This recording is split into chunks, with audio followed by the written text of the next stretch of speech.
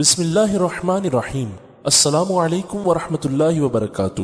آپ دیکھ رہے ہیں ثنائے سرکار آفیشیل چینل۔ نبی کریم علیہ السلام کا جو معجزہ معراج ہے نا، وہاں بھی لوگ اڑ گئے تھے میرے بھائی، اور آج تک لوگ اڑے ہوئے۔ ایک بندے درجنوں کتابیں لکھتے ہیں، لوگ کہتے ہیں جی نبی پاک خواب میں گئے تھے، تو میں کہتا ہوں جناب میں اگر خواب میں ساری عرش کرسی لوح محفوظ ہو کے آ جاؤں تو کسی کو اعتراض ہوگا؟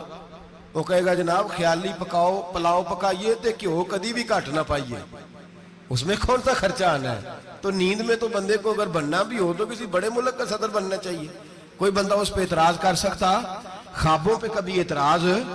یہ جو سارے کافر بکھر گئے آئے نبی پاک کی بارگاہ میں، اور یہ جو اتنا زیادہ شور ہوا اور قرآن پاک کی آیتیں اتری، اس کا مطلب ہے خواب کی بات ہوتی تو کسی کو کوئی اعتراض؟ حضور نے فرمایا میں گیا ہوں، جسم کے ساتھ گیا ہوں، سبحان الذی اسری بعبدہ، اور اللہ فرماتے ہیں نبی پاک کو میں لے کے گیا ہوں۔ نبی پاک کو میں، جو دعوی رب کریم کا ہے، سید عالم علیہ السلام فرماتے ہیں میں تو سو رہا تھا، میں آرام سے، اور اپنے گھر نہیں ام ہانی بہن کے گھر سو رہا تھا، حضرت علی کی سگی بہن۔ حضور فرماتے ہیں میں سویا ہوا، کوئی آنے والا آیا۔ کتنے فرشتے تھے؟ محدثین نے لکھا 3 اولی العزم فرشتے تھے، اور ان کے ساتھ 70 ہزار فرشتے، حضرت جبریل اور ان کے ساتھ 70 ہزار فرشتے، حضرت میکائیل اور ان کے ساتھ 70 ہزار فرشتے، حضرت جناب سیدنا اسرافیل اور ان کے ساتھ 70 ہزار، اتنے فرشتے۔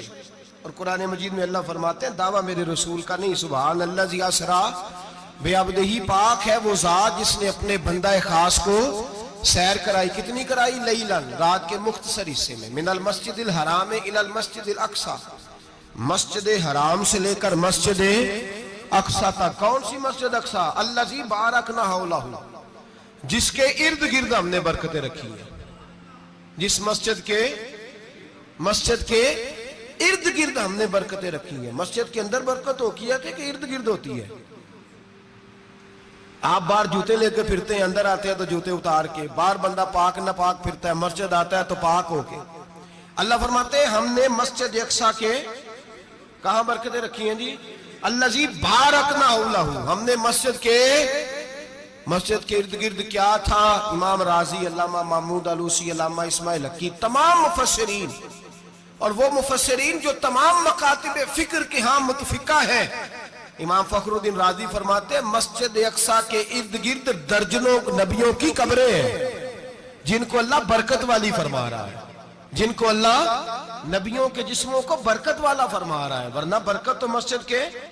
حضرت علامہ محمود آلوسی نے لکھا ہے جب حضرت یوسف علیہ السلام کا وصال ہوا نا، تو دریا کے کنارے ان کی قبر بنی، تو کچھ لوگوں نے پانی لگایا اپنے کھیت کو، ان کی قبر کے پاس سے ہو کے گزرتا تھا، تو جو پانی ان کی قبر کے قریب سے ہو کے گزرتا تھا، جس کھیت میں جاتا تھا اس کی فصل سرسبز و شاداب ہو جاتی تھی۔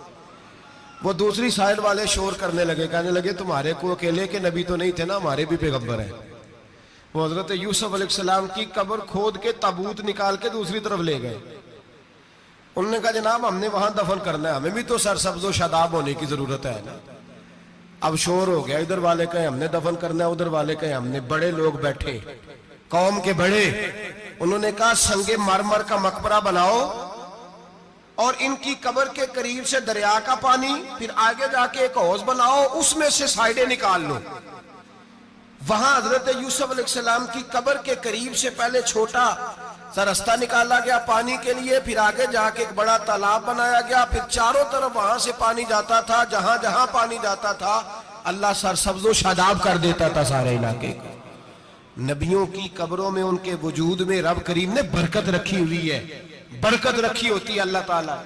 یہاں لوگ بفر جاتے ہیں، پر ایک اور بات بھی یاد رکھیں، ہر ایک کا مزار نہیں بننا چاہیے۔ ہمارے تو جتنی کثرت سے مزار بن رہے ہیں، لگتا ہے ہر گلی میں 6 مزار ہوں گے۔ کسی برکت والی قبر سے فیض حاصل ہوتا ہے۔ ہر آدمی شوق ہی بڑا ہے قبروں میں دفن ہونے کا، لوگ مرنے سے پہلے مزار بنا کے پھر رکھ دیتے ہیں، کہتے ہیں پتہ نہیں بچے بعد میں بنائے کہ نہ بنائے۔ تو بھائی ہر ایک کا مزار صاحب فضیلت کا مزار ہوگا، سب کا بنایا نہیں جائے گا۔ بہرحال فرمایا الذی بارکنا حولہ، ہم نے اس کے ارد گرد برکتیں رکھی اور معراج کیوں کرائی؟ لنوریہ من آیاتنا، تاکہ ہم اپنے نبی کو اپنی نشانیاں دکھائیں۔ انہ هو السمیع البصیر، بے شک اللہ سننے والا بھی ہے اور اللہ کریم دیکھنے والا بھی۔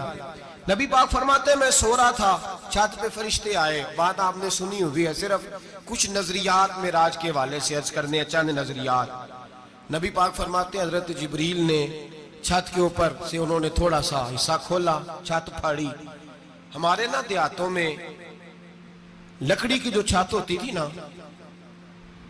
اس پہ ایک بندہ بھی اگر چلتا تھا نا تو گھر کے جو بزرگ ہوتے تھے کہتے تھے پتہ کرو چھت پہ بندہ ہے کوئی، ایک آدمی فٹافٹ بزرگ جاگ جاتے تھے، کہتے پتہ کرو بھائی، بلکہ ساتھ والے کو آواز دیتے تھے، دروازہ کھولتے تھے، ہوتا تھا کہ نہیں ہوتا تھا؟